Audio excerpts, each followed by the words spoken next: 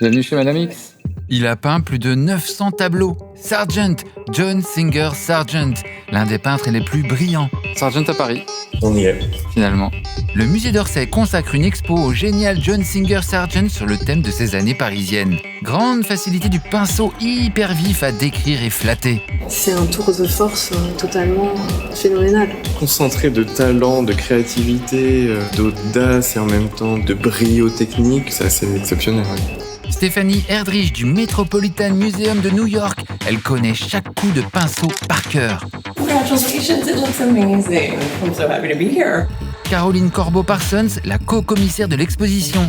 Paul Perrin, notre idole, et un habitué de la chaîne avec toujours ses explications limpides. La première grande exposition Sargent en France, au musée d'Orsay. Première exposition monographique et qui nous permet de montrer parmi les plus grands chefs-d'œuvre de l'artiste qui se déplacent pour certains pour la première fois, quasiment depuis le 19e siècle, qui reviennent en France.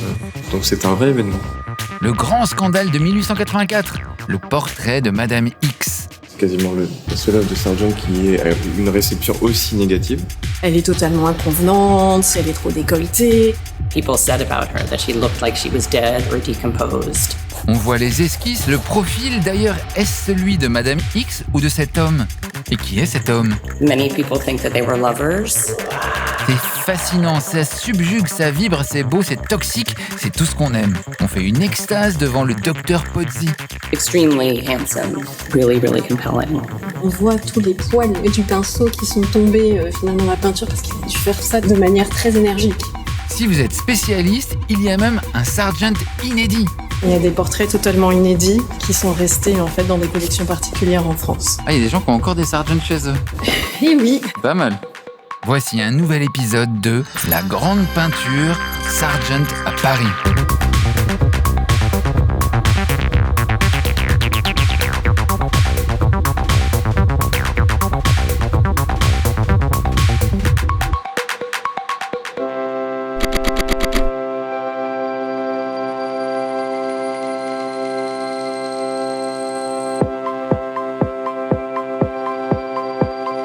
John Singer Sargent, 1856-1925, est l'un des plus influents portraitistes de la fin du 19e et du début du 20e siècle.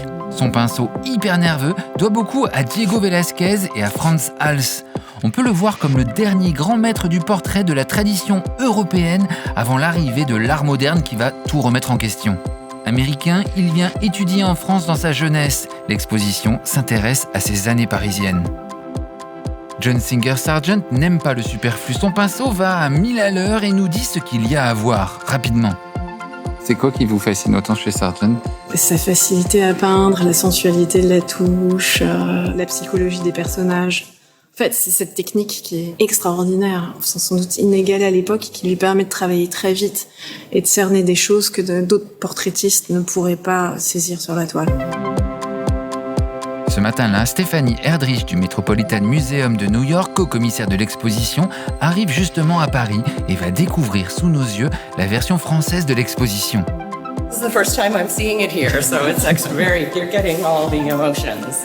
How much time did you spend on the exhibition? Oh my gosh. Well, we first thought of it like 7 years ago. So it's been a very long process and coordinating schedules and getting it together, but really intensely working on it the last 4 years. En effet, Stéphanie Erdrich, incapable de nous parler quand elle pénètre dans l'une des pièces clés de l'exposition. Même les spécialistes découvrent des choses, regardez.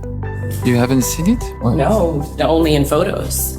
So this is completely, basically unknown in the world of Sargent, kind of rediscovered in a private collection here in Paris. And this painting did not come to New York. So I'm seeing it in person for the first time. C'est un portrait par Sargent, redécouvert par un historien de l'art, petit-neveu de Sargent, et qui n'est pas encore au catalogue raisonné de l'artiste. Il est en main privée, j'ai tenté de savoir à qui il appartenait. Et le propriétaire a à voir avec la famille de la personne qui pose ? Ça, j'ai pas le droit de le dire. Ah oui, c'est secret. Collection particulière, ça veut dire... Oui. 3 of his best portraits that he ever did his entire life. To be right here in the city they were painted and it's incredible. Really get the impression of how bold he was the risks he takes with portraiture and kind of pushing at the boundaries and doing really unexpected things.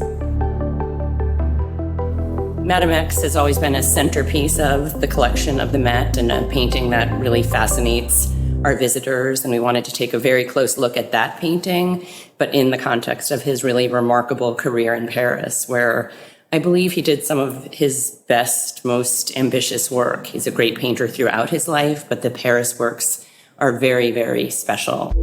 Quand Sargent arrive à Paris et décide que Carolus Duran sera son maître, il prend le relais. Et la scénographie ici les met en rapport. Carolus Duran, qui est le maître de Sargent. Sargent a appris la peinture avec Carolus Duran. Carolus Duran est un peu plus âgé et Carolus Duran peint ce tableau qu'on appelle la Dame aux gants et qui lui connaît un succès énorme au salon à la fin du Second Empire. Et c'est vraiment ce qui va lancer la carrière de Carolus Duran, le maître de Sargent. C'est un portrait de femme à la dernière mode, très élégante et considérée comme une sorte d'icône de mode parisienne à l'époque. Il n'y a pas trop de couleurs, elle est dans une attitude assez réservée, mais en même temps, elle a le geste qu'il faut. Elle a laissé tomber son gant par terre parce qu'elle vient de rentrer chez elle et elle a ce geste un petit peu comme ça, légèrement décontracté. Elle nous regarde un peu de haut avec un air suffisamment blasé et en même temps content d'elle, voilà. Elle est lasse. Oui, exactement. Et tout ça en fait une sorte d'icône parfaite de la parisienne. Et notamment Madame X, si on les a mis ici pour qu'on puisse un peu les comparer. C'est l'étape d'après, quelque part, de la parisienne, avec Sargent.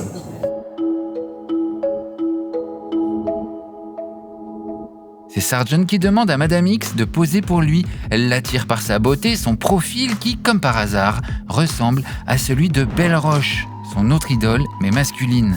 Il est très proche d'un artiste qui s'appelle Belle-Roche, qui est beaucoup plus jeune, et sa beauté le fascine.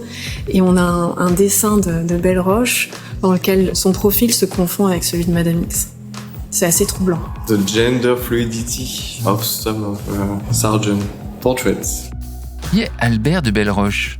He was also an art student in the studio of Carolus Duran, and Sargent and he were friends. Although he was, 8 years younger than Sargent, but they had a very close friendship. Many people think that they were lovers. We can only guess or imagine, but they were very, very dear friends.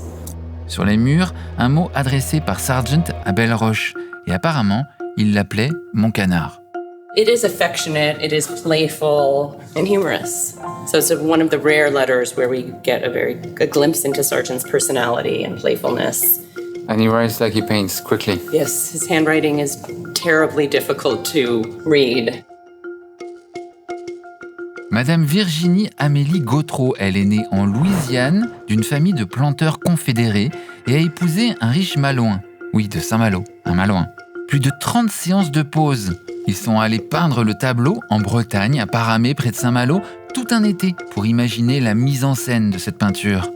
Elle incarne son idéal féminin, indépendant, et il sait qu'il va bénéficier de la notoriété de sa modèle américaine installée à Paris, que ce portrait de la belle Madame Gautreau va être attendu et scruté. C'est une œuvre unique dans la carrière de Sargent. Unique aussi par le scandale qu'elle provoque. C'est quasiment la seule œuvre de Sargent qui ait une réception aussi négative. Qu'est-ce qu'on va lui reprocher, ce tableau? C'est d'abord les femmes, en fait, qui créent la controverse, qui vont attaquer la toilette de Madame Gautreau en disant qu'elle est totalement inconvenante, qu'elle est trop décolletée. À l'origine, la bretelle droite de Madame Gautreau est abaissée sur son épaule. Et alors là, c'est tout à fait inacceptable au salon. Et oui, une bretelle baissée, et c'est le drame, ce serait une allusion à Dame Chasseresse, et donc à une femme qui chasse les hommes. On a dans une vitrine ici la reproduction de l'œuvre dans la presse au moment du salon, où on voit le tableau tel qu'il est vu par les visiteurs du salon, par les critiques d'art, etc. C'est vraiment ça avec la bretelle descendue qui est reproduite partout, et il fait faire une photo aussi de l'œuvre avant de repeindre la bretelle. Pour la plupart des femmes, cela suggérait que les mœurs de Madame Gautreau étaient dispersées, voilà. Et Sargent refuse de retirer le tableau du salon, mais repeindrait quand même la bretelle. En fait, cette bretelle, elle donne le sentiment qu'il y a une sorte de négligé quelque part. Elle a laissé sa bretelle tomber sur l'épaule, alors qu'elle pose pour un portrait d'apparat. Donc, ça veut dire qu'elle accepte quelque part une sorte de relâchement. Et même le bustier, il est quand même très ouvert. Elle ne porte pas très peu de bijoux, quasiment pas. On voit autant de peau qu'on peut en voir à l'époque dans un portrait de femme, en fait. Sachant que l'épiderme, dans la mode de cette époque-là, on le couvre au maximum. En effet, pas beaucoup d'épiderme dans la mode de l'époque.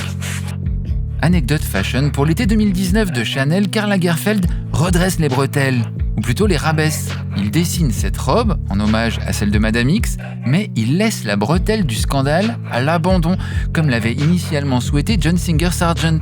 Et le détail savoureux, c'est que le grand couturier fait coudre la bretelle baissée telle qu'elle. On ne peut pas la remettre en place. Madame X respectée, un peu génial. La mannequin forcément brune défile sur la plage, libérée, un scandale parisien réparé. Elle se montre à nous, mais se détourne, hautaine, fatale, aussi désirable qu'inaccessible, avec une chair de marbre froid. She has a very death-like quality of her skin. Yes, and that's something that people said about her, that she looked like she was dead or decomposed. John Singer Sargent réalise après coup qu'elle est fardée, que son teint est, je cite, uniformément mauve évoquant le papier buvard, et qu'elle a la blancheur d'une pastille de chlorate de potassium. Et ce qui choque aussi, c'est le fait qu'elle soit excessivement maquillée. Oui. Et ça, on l'admire dans les soirées mondaines de la Troisième République. Mais quand on la voit en plein jour au Palais de l'Industrie, ça choque. Elle se maquillait beaucoup, ça. Elle se maquillait énormément. Elle se poudrait le corps entièrement. Apparemment, elle rehaussait même ses veines de fard bleu pour accentuer la pâleur de sa peau. Et elle se mettait même du rouge à lèvres sur les oreilles, ce qu'on voit un petit peu, pour encore une fois accentuer la pâleur du visage. On a presque l'impression d'une sorte de statue, en fait, de marbre. Et d'ailleurs, c'est probablement ce qui séduit aussi Sargent, c'est que c'est une œuvre d'art. Et d'ailleurs, quelqu'un, pour se moquer, dit il a peint une peinture, parce qu'elle-même est tellement couverte de maquillage qu'elle en devient une sorte de peinture. Et c'est Sargent qui choisit la robe. On sait de qui est la robe ? On suppute que c'était une robe de Félix, de chez Félix, mais on ne sait pas en fait. Elle avait tendance à se faire habiller par la maison Félix. La robe portée par Madame Gautreau est donc vraisemblablement une création de Maison Félix. Mais Kisako Félix ? La Maison Félix est fondée par Joseph Augustin Escalier. Il est d'abord le coiffeur de l'impératrice Eugénie. Il se met à faire des chapeaux et logique, il devient une maison de mode. L'impératrice lui conseille de changer d'adresse. Sa maison est au 13 rue du Faubourg Saint-Honoré. 13, non, chiffre porte-malheur. L'impératrice fait changer le numéro 13 en 15. Et paf, caprice de cadastre superstitieux. Maison Félix habille les actrices pour leur rôle au théâtre. Il devient notamment le couturier exclusif de la superstar Sarah Bernard. Ses prix sont phénoménalement stratosphériques. Grâce à elle, la Maison Félix se fait connaître aux États-Unis. Madame Gautreau, qui est franco-américaine, sait donc que Félix est un label qui convient pour séduire Paris et New York. En 1897, Félix sort sa revue Félix Mode et on peut la consulter et la télécharger sur le site de la BNF Gallica. Passion Gallica. Chaque mois, il propose des modèles de vêtements à des prix très réduits pour les abonnés de la revue et il signe aussi quelques articles. Consultons les vieux numéros. Ça donne des manches pagodes de l'enfer avec une taille plus fine qu'un entonnoir, des traînes barbe à papa, des jeux de graphisme avec torse absolument triangle, chemisier coordonné à l'ombrelle ou jupon coordonné à l'ombrelle, robe coupée dans un rideau de théâtre. Oui, son torse fait l'épaisseur de son poignet. Peut-être que ça explique aussi la pâleur de Madame X. Descendre un trottoir est une aventure pour cette femme. Robe de thé, tea gown, mauve, comme chez Vort. Pour la cliente lesbienne, se trompe l'œil de décolleté avec cravate et petite sacoche sur la hanche. Robe de veuve joyeuse, ce sont des robes parfaites pour signifier son élégance. Parmi ses employés, une certaine Jeanne Lanvin qui reprendra son adresse, 15 rue du Faubourg Saint-Honoré. Adresse qui deviendra par la suite, momentanément, l'adresse d'Azdine Alaya. C'est un fou de mode, Sargent ? Alors, en fait, il s'habillait très simplement. C'était vraiment l'anti-dandy.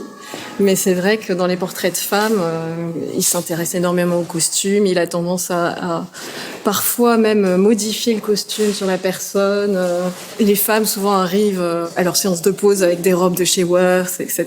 Et finalement, il dit non, ce qui m'intéresse, c'est la robe de votre nièce. Et c'est pas grave si elle n'est pas à la bonne taille, je vais l'ajuster pour le portrait. Alors combien cela coûte-t-il de se faire portraiturer par Sargent ? Ça dépend de qui vous êtes et si vous êtes américaine, ce sera plus cher. Le honoraire de base, c'est $3 000 de l'époque, soit $100 000 d'aujourd'hui. Si vous êtes riche, ce sera plutôt 5 000 $, soit 170 000 $ contemporains. Pour des portraits exceptionnels, quand il n'en peignait plus que très rarement, ses honoraires peuvent grimper. La plus grande commande de sa carrière, c'est le portrait de la famille Marlborough, et donc de Consuelo Vanderbilt, soit le personnage fictif de Gladys Russell, duchesse de Buckingham dans la série The Gilded Age. Un portrait de 1905 facturé 13 000 $, le prix d'une énorme villa à l'époque, et ce qui donnerait à peu près 450 000 $ d'aujourd'hui. Sargent passe pour un peintre cupide, mais en fait, il ne s'intéresse pas vraiment à l'argent, et ces sommes sont en partie reversées à sa mère et à ses 2 sœurs. En 1907, Sargent ne peint plus du tout de portraits à l'huile. Il trouve l'activité trop pénible, il les fera désormais au fusain. Plus rapide, les séances de pose ne durent pas plus de 2 heures. Et il se fait payer environ 18 000 $ d'aujourd'hui. Ce qui fait qu'on connaît son tarif horaire. Sargent, c'est 9 000 $ de l'heure. Et cela n'empêche pas les affaires. En 1908, les journalistes décrivent qu'il y a littéralement une queue de dames en tiare et en toque devant son atelier. Another detail that I love is on the leg of the table. We think he borrowed this table from a friend, but there's this kind of siren figure which twists around the leg. And I think that also touches on her reputation as a siren, a temptress. He's really accentuating the tension in her body. Madame Gautreau s'est pris le scandale en pleine figure. Oui, alors on connaît surtout les réactions de sa mère, parce que Madame Gautreau avait dit quand même que c'était un chef-d'œuvre avant l'envoi au salon, mais la mère, Madame Gautreau, vient voir Sargent et lui dit il faut absolument retirer le portrait du salon, vous allez perdre ma fille, ça va être un paria dans la société. Alors, et en fait, on se rend compte que elle finit par bénéficier un petit peu de cette notoriété. Elle va se faire peindre encore l'épaule dénudée quelques années plus tard, et on la retrouve dans la rubrique mondaine très peu de temps après le scandale du salon. C'est quand même une vraie chute, puisqu'il perd quand même la plupart de ses commandes. Ah, sérieusement ? À cause de Madame X. Les femmes ne veulent plus avoir leur portrait par Sargent, puisque ça se trouve, elles vont être un peu déshonorées par ce portraitiste. Et donc, c'est ce qui fait, en partie, qu'il va quitter Paris et il s'installe à Londres. Il repart à zéro, quasiment, à Londres. Ça a été très dur, pour lui. Il dira de ce tableau « C'est la plus belle chose que j'ai faite » au moment de le vendre au Metropolitan Museum de New York, où il trône encore. How is it received in New York when it arrives at the Met? It arrives at the Met in 1916, so, many years after it was painted. And at that time, it's a huge deal. It's actually written about in the newspapers, and there are headlines that say, "Portrait rejected by sitter now at the Metropolitan." So they actually kind of start playing up the scandal to bring even more attention to it. Le scandale est d'autant plus prégnant qu'on prête déjà des relations extra-conjugales à Amélie Gautreau. Elle serait même la maîtresse de Samuel Jean Pozzi, son voisin dans l'exposition. Le docteur Samuel Jean Pozzi, c'est une figure éminente, charismatique de la société parisienne de la fin du 19e siècle. Intellectuel, chirurgien réputé, c'est un pionnier dans le domaine de la gynécologie. Il est collectionneur d'art et de conquêtes amoureuses. Il sort avec l'actrice Sarah Bernard et la poétesse Judith Gautier. C'est un homme du monde, il est père de la poète Catherine Pozzi, la poète préférée de Karl Lagerfeld. Ce tableau est d'habitude à Los Angeles dans la collection Hammer, et le voir en vrai est l'un des plaisirs de l'exposition. C'est comme s'il était présent là, en lévitation étrange, palpitant dans ce vermillon plus intense que les robes de tous les papes du Titien et de Bacon. La robe qui suggère une intimité, que fait-il avec ses mains ? Il va l'ouvrir devant nous ? Son visage, la peau, la barbe, les yeux, tout ça est en mouvement, il est face à nous dans la pièce. C'est ça le coup de pinceau de Sargent quand il veut faire style à la va-vite et soudain, les gens sont là devant nous en action, terriblement là, on perçoit leur souffle. Il y a des livres entiers sur ce tableau comme celui de Julian Barnes, mais quand vous ne l'avez jamais vu en vrai, vous n'avez pas senti le délire. Il était très connu, Pozzi, dans la société de la Troisième République. C'était quelqu'un d'extrêmement charismatique, un grand mondain qui fréquentait Montesquieu, les cercles proustiens. Et donc tout le monde le connaissait. C'est vrai que l'accent sur les mains rend le tableau d'autant plus sensuel. Extremely handsome. The actual sparkle, twinkle in his eyes, which you don't see in all of the portraits, right? You can tell very much that Sargent was fascinated with him and found him extremely compelling. I can't even express what we experienced in New York, right? The people who just stood in front of him and were absolutely obsessed, enchanted, just gathering around him. in awe of that seductive quality, which doesn't always translate in photography, and the sensuality of the paint, the brush strokes, the intensity of the color, his magnificent hands and the long fingers. There's so many details that make up the whole really, really compelling. Il est incroyable. Ce soulier me fascine. Sargent va vite, très vite. C'est pratique pour saisir la réalité en extérieur et aussi les gens qui ne veulent pas poser. On sait que cette peinture a été faite en 2-3 heures. Lors d'un passage de Sargent à Londres, il va voir sa meilleure amie, enfin sa confidente de l'époque, Vernon Lee, qui a un esprit extrêmement vif, c'était une des grandes pensées de l'époque, qui préfère s'habiller à la garçonne, etc. Il la connaît depuis son enfance et elle déteste être photographiée, elle déteste qu'on fasse son portrait, mais elle accepte avec Sargent et il appelle ça une pochade, une sorte d'esquisse. Et on sait que c'est pas en 2-3 heures et elle dit à quel point finalement il arrive à cerner sa psychologie et son intelligence. Elle a la modestie de ne pas le dire, mais on voit vraiment que c'est quelqu'un d'extrêmement vif, comme une photographie prise sur le vif. Regardez ces détails, les détails des bijoux. Il a fait énormément d'études de ces bijoux berbères. C'est l'un des premiers tableaux qu'on appelle white on white en anglais. C'est extrêmement difficile de peindre le blanc puisque finalement toutes les couleurs sont présentes sauf le blanc et il arrive à faire ressortir ce côté beurre frais finalement de... Il n'y a pas de blanc ? Non, il n'y a pas de blanc. Regardez, il y a du gris, il y a du bleu, il y a du rose, il y a du beige. Bon, un petit peu de blanc là, d'accord, sur les rayons. Mais finalement là, on est sur des tons jaune pâle. Et c'est créer l'illusion du blanc qui se détache sur le mur de chaux, finalement. C'est un tour de force totalement phénoménal. Il utilise le manche pour faire des petites incisions à la surface de la peinture pour créer ce côté un petit peu ciselé. Le manche du pinceau ? Oui. Ah, carrément. Ouais. Il peint de manière tellement énergétique où il retourne son pinceau et il incise la peinture avec le manche pour créer toutes ces lignes. C'est vraiment une performance. Oui, c'est virtuose, là. Elle est incroyable, cette robe-là. Peindre blanc sur blanc, le satin de la robe en satin, le satin duchesse, et Sargent nous transmet son craquant. Qui est cette dame ? Mrs. White, c'était Ah bah. femme. Oui, il est très très doué pour peindre le blanc, c'est ce qui est le plus difficile à faire en fait. Et à l'époque, c'est vrai que sa grande référence, c'est Velázquez. Et la liberté de la touche, et on le voit d'ailleurs dans la manière dont il rend les étoffes. C'est vraiment cette touche marquée, ce plaisir de la peinture, de la matière. C'est incroyable, ces deux traits blancs horizontaux suffisent à ancrer les deux jeunes filles dans l'espace. Sargent sait faire. Cette petite touche de lumière sur les chaussures comme ça des petites filles. C'est un détail comme ça, mais en fait, ça construit tout le tableau quasiment. Et nos restauratrices, en faisant le constat d'état, nous disaient à quel point ça avait dû être peint extrêmement rapidement. Cette façon de reproduire les motifs du tapis avec une économie de moyens totalement extraordinaire, très peu de peinture, très très vite. Et on voit tous les poils du pinceau qui sont tombés finalement dans la peinture parce qu'il a dû faire ça de manière très énergique. Des poils de pinceau. Ah mince, ah oui. Là, partout. Ça vient du LACMA de Los Angeles, du musée de Los Angeles, et ça vient des collections particulières.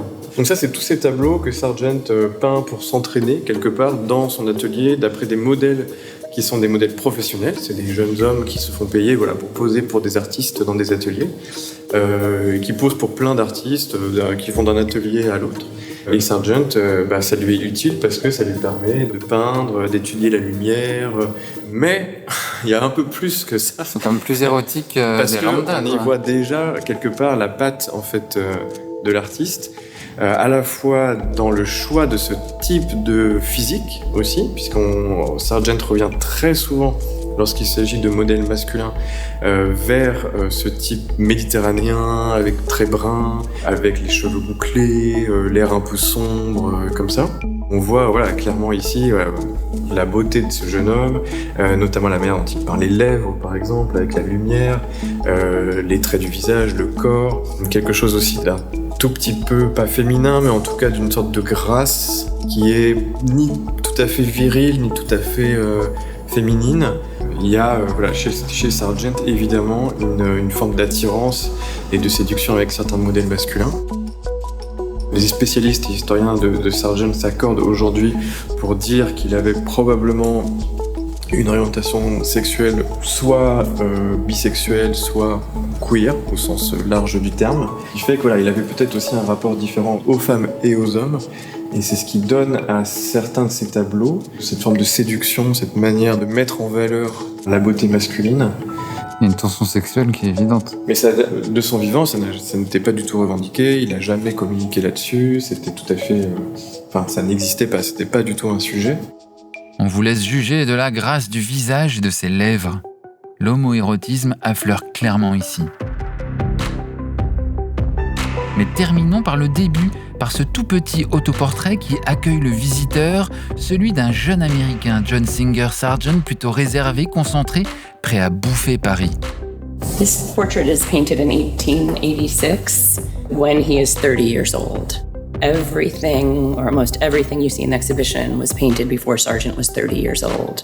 So in the one sense, this is a reminder of how young he was and how accomplished he was at such an early age. And it's a very humble portrait, small in size and modest, but beautifully painted with some of the signature details we expect of him, the use of color and the brush strokes.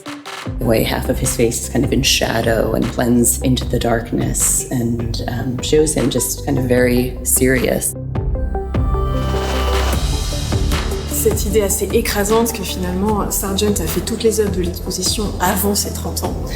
Et Pozzi, Madame X et les filles Boyd en l'espace de 18 mois. C'est époustouflant. Concentré de talent, de créativité, de travail, d'invention, d'audace et en même temps de brio technique en quelques œuvres comme ça. Oui, c'est assez exceptionnel. Ouais. Conclusion, il a fait ça vite et jeune. Prenez vos pinceaux, quel que soit votre médium, prenez ce qui vous fait office de pinceau et allez-y vite. To see these works in this museum surrounded by the premier collection of 19th century French art in the world is also extraordinary, right? So you tell the story, you introduce Sargent to your audiences, but the context in the whole museum around will, I think, just be such an amazing compliment and success.